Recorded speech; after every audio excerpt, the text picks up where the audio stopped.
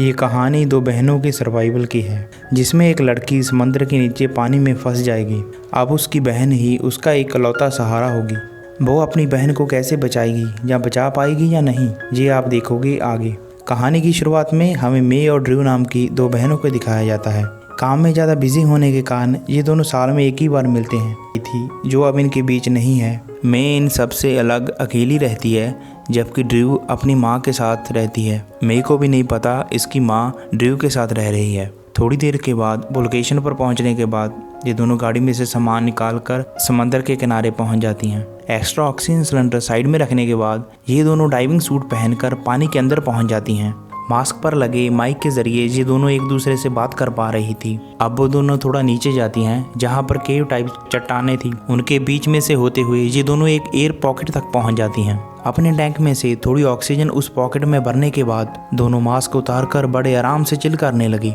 इसी बीच ड्रू मे से पूछती है, क्या तुम एंजॉय कर रही हो? हर साल मैं तुम्हें बुलाती हूँ, लेकिन ऐसा लगता है कि जैसे तुम आना नहीं चाहती, और तुम्हारे जाने से हमारी लाइफ में एक होल रह गया था। और बस ये सुनकर मे वहाँ से गुस्सा होकर अकेली ही चली गई। जे गिर रहे थे ऊपर के एक पहाड़ से। ड्रू तो जल्दी से एक बड़े से पत्थर के पीछे छिप गई। मे को उसे ढूंढना और भी जरूरी था, इसलिए टॉर्च लेकर ड्रू भी उसे ढूंढने के लिए नीचे चली गई। नीचे पहुंचने के बाद उसने एक रस्सी को बड़े से पत्थर से बांध दिया और फिर उस रस्सी को लेकर ऊपर चलने लगी, ताकि उसे रास्ता ढूंढने में कोई दिक्कत ना हो। थोड़ा आगे जाकर उसका मे से कांटेक्ट फिर से हो गया। मे उसे बता रही थी कि वो फंस चुकी है और वो हिल नहीं पा रही थी। ड्रू उससे बोलती है कि तुम अपनी लाइट जलाओ ताकि मैं तुम्हें देख सकूं। उसने लाइट जलाई, लेकिन ड्रू के आसपास अब भी बहुत अंधेरा था। ऊपर से वो पैनिक भी कर रही थी, जिस कारण रस्सी भी उसके हाथ से छूट गई। अब उसे अपना भी डर लगने लगा कि अब मैं कैसे वापस जाऊंगी। पर थोड़ा ढूंढने के बाद वो रस्सी उसे मिल गई और पत्थरों का रास्ता बताते हुए मैंने थोड़ा उसे गाइड किया और जल्द ही उसे मे की लाइट मिल गई। एक बड़े से पत्थर के नीचे मे की दोनों टांगें फंसी हुई थी। दोनों ने जोर लगाकर उस पत्थर को उठाने की कोशिश की, लेकिन ये इम्पॉसिबल था, पर वो इसमें भी असफल रही। मैंने ड्रू से बोला कि मेरी ऑक्सीजन 20-25 मिनट और चल जाएगी, इतने में तुम ऊपर जाओ और ऊपर जाकर फ़ोन से मदद मंगाओ और फिर ऑक्सीजन टैंक लेकर वापस आ जाना। कार की डिग्गी में एक बड़ा सा जैक पड़ा है, तुम उसे भी साथ में ले आना। उसकी मदद से हम पत्थर को उठा पाएंगे, पर एक बात का खास ध्यान रखना, मेरे पास सिर्फ 20 ही मिनट है। तुम टाइमर लगा लेना, उससे पहले पहले वापस नीचे आ जाना ताकि मेरी ऑक्सीजन ना ख़त्म हो सके।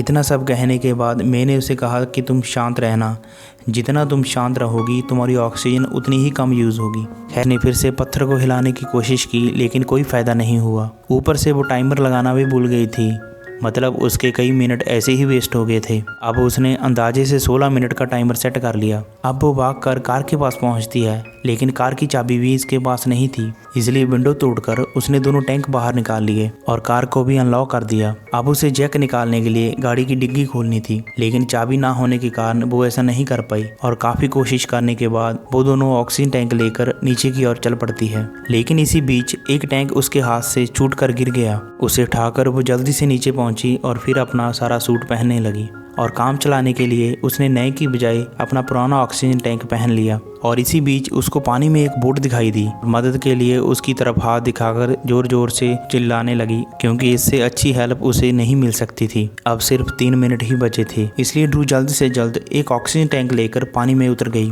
जाते जाते भी उसको उम्मीद थी, इसलिए इंजन भी खत्म हो जाती है। वो सांस रोककर इधर उधर देख रही थी कि काश ड्रू आ जाए, और इतने में ड्रू वहाँ पर आ जाती है। उसने मे को अपने टैंक में से ऑक्सीजन दी, लेकिन ये भी खाली होने वाला था। अब उसे वो गिरा हुआ टैंक ढूंढ कर लाना होगा, लेकिन प्रॉब्लम ये है कि अब इन दोनों के पास सिर्फ एक ही ऑक्सीजन टैंक है, जिसे साथ लेकर अब ये जा नहीं सकती, वरना मे वहीं पर मर जाएगी। इसलिए उसने फैसला किया कि वो अपना टैंक मे को देकर वो बिना टैंक के जाएगी, फ्री टाइप करते हुए जाने की अपनी सांस रोककर। टैंक से थोड़ी ऑक्सीजन अपने फेफड़ों में भरने के बाद ये रिस्की फैसला लेकर वो टैंक को ढूंढने के लिए निकल पड़ी। लेकिन उसके जाने के बाद मैंने देखा कि वो टैंक लीक हो रहा था। सांस रोककर ड्रू तेजी से टैंक को ढूंढ रही थी और फाइनली उसे वो टैंक मिल गया। लेकिन अब वो वापस जाने का रास्ता भूल गई थी। कैसे न कैसे पूरी जान लगाकर उसने रास्ता ढूंढ लिया और मे के पास पहुंच गई। अपना टैंक उसने फिर से कनेक्ट कर लिया और नया वाला टैंक मे को दे दिया। अब सब नॉर्मल होने के बाद ड्रू ने मे को सब कुछ बता दिया कि ऊपर ना तो उसे जैक मिला और ना ही फोन। अब मे उसे दोबारा ऊपर जाकर जैक लाने को कहती है और ना सारी बात सुनने के बाद वो ऊपर की ओर चल दी, लेकिन डीकम्प्रेशन वाली बात वो भूल गई क्योंकि उसे तेजी से बोट को बुलाना था। इसीलिए एक बार फिर से वो ऊपर चली गई, लेकिन ऊपर तो बोट नहीं थी जो कब की जा चुकी थी और सीधा ऊपर आने की वजह से ड्रू की हालत बहुत खराब हो चुकी थी। वो उल्टी कर रही थी और उसके नाक से खून आ रहा था। ये सारी चीजें इग्नोर करके वो कार तक पहुंच जाती है। कार तक पहुंचने के बाद फिर उसे एक मैप मिलता है और जिस पर यहाँ से 1 मील की दूरी पर एक घर था। भागकर वो उस घर तक पहुंचती है। ड्रू किसी न किसी तरह विंडो को तोड़कर चर्च के अंदर घुस गई। अंदर जाकर थोड़ा जूस पीने के बाद उसे एक मार्कर और हथौड़ा भी मिल गया। मैप पर उसने अपनी लोकेशन मार्क की और साथ ही लिख दिया कि हमें मदद चाहिए। उस मैप को दरवाजे के सामने रखकर और हथौड़ा साथ लेकर वो वापस चल दी। उधर मे को सारी पुरानी बातें याद आ रही थी जिसकी वजह से वो बहुत बेचैन हो गई। अब वो अकेले जोर लगा रही थी जिसकी वजह से ऑक्सीजन और जल्दी खत्म हो गई और ऊपर ड्रू वापस कार तक पहुंच चुकी थी। कार के पास पहुंचने के बाद वो चाकू को गाड़ी की डिग्गी में डालकर हथौड़े से खोलने लगती है, लेकिन बैड लक के कारण चाकू गाड़ी के लॉक में ही टूट जाता है। इसलिए गुस्से में आकर उसने गाड़ी की डिग्गी खोलने के लिए उसे धक्का लगाकर खाई से नीचे फेंक दिया। इस सब से दुखी होकर ड्रू वहीं पर बैठकर रोने लग जाती है। अब उसे वहीं पर एक साइन बोर्ड वाला पोल दिखाई दिया। अपने टैंक का पाइप रिपेयर करने के बाद वो उस पोल को लेकर पानी के अंदर चली जाती है।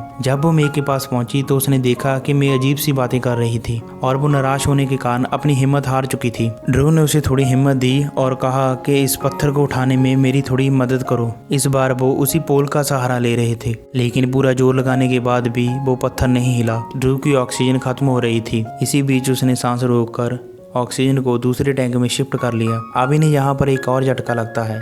असल में ये वही टैंक था जो ड्रू के हाथ से छूटकर नीचे गिरा था। शायद उसी वजह से इसका वाल्व फ्री हो गया। इसलिए ड्रू एक बार फिर सांस लेने के लिए अपने पुराने टैंक पर शिफ्ट हो गई, जो कि जल्द ही खाली होने वाला था। पर उसके खाली होने से पहले दोनों को एक और ट्राई करना था। दोनों ने साथ मिलकर फिर से जोर लगाया और इस बार वो पत्थर थोड़ा सा हिल गया, लेकिन तभी उनका पोल टूट गया और उसके साथ उनकी उम्मीद भी। ये देखकर ये दोनों बहुत निराश हो जाती हैं। अब मे को लग रहा था कि शायद वो नहीं बच पाएगी और तभी ड्रू के दिमाग में एक और आइडिया आता है। अपनी एयर जैकेट उसने पत्थर के नीचे फंसाकर फिर मे के टैंक से उसमें हवा भरना स्टार्ट किया, जिस कारण हवा भरने के कारण जैकेट फूल जाएगी और पत्थर को उठा देगी। लेकिन जैकेट का सेफ्टी बैग बार बार खुल रहा था, यानी कि वो एक लिमिट तक ही फूल सकती है, उतना नहीं जितना ड्रू सोच रही थी। अब मे उसे बोलती है कि कोई बात नहीं, तुम ऊपर जाओ, तुम्हारी ऑक्सीजन खत्म हो रही है और ये मत सोचना कि मैं तुम्हारी वजह से मरी। लेकिन ड्रू ने अब भी हार नहीं मानी और अपना टैंक वहीं पर छोड़कर वो बिना सांस लिए ऊपर तक पहुंच गई। और ऐसा उसने तीसरी बार किया था, जिस कारण उसका शरीर अब पूरी तरह जवाब दे चुका था। अब हिलने की ताकत भी नहीं थी उसमें। नीचे मे को भी हेलुसिनेशन हो रहा था, जिस कारण वो अपने ख्यालों में डूब गई। और तभी फिर ड्रू एक पत्थर और पंचर वाला स्प्रे लेकर वापस उसके पास आ गई। स्प्रे को सेफ्टी वाल्व में भरकर उसने वो वाल्व भी बंद कर डाला। फिलहाल वो मे के टैंक से सांस ले रही थी। अब उसने टैंक से सेफ्टी जैकेट को भरा, जिससे पत्थर थोड़ा सा उठ गया। उसने सोचा नहीं था कि वो यहाँ से निकल पाएगी, लेकिन ड्रू की हिम्मत की वजह से वो यहाँ से निकल पाई। अब ड्रू की हालत बहुत ख़राब हो चुकी थी, पूरी जान उसने लगा दी थी। अब वापस ऊपर जाने की हिम्मत उसमें नहीं थी। अब मे उसको अपने साथ ऊपर सरफेस पर लेकर जा रही थी। अगर वो सीधा ऊपर सरफेस पर गई तो ये नहीं बच पाएगी, जिसके लिए उसे डीकम्प्रेसिव चाहिए थी। इसके लिए मे उसे लेकर गई उसी एयर पॉकेट में, लेकिन यहाँ भी ज़्यादा ऑक्सीजन नहीं थी और मे का टैंक भी खाली हो चुका था। अगर ये दोनों यहाँ पर भी रहीं तो दोनों मर जाएंगी। अगर सीधा ऊपर गए तो मे का तो पता नहीं, पर ड्रू पक्का मर जाएगी।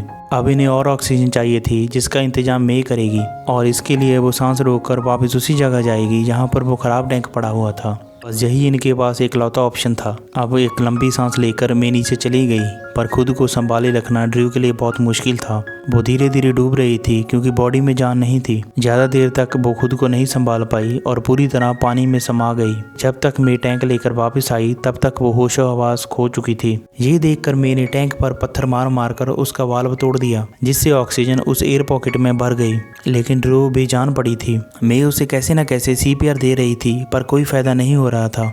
थोड़ी कोशिश करने के बाद आखिरकार ड्रू को होश आ गया। थोड़ी देर तक दोनों बहनें वहीं पर रहीं और कुछ देर बाद मे ड्रू को लेकर वापस ऊपर आ गई और इस तरह दोनों बहनें अपने दम पर जिंदा बच गई और दोनों ने ही एक दूसरे को मरने से बचा लिया। इसी के साथ ये कहानी यहीं पर समाप्त हो जाती है। दोस्तों, अगर आपको हमारी कहानी पसंद आई हो तो इस वीडियो को लाइक करें और चैनल को सब्सक्राइब करें।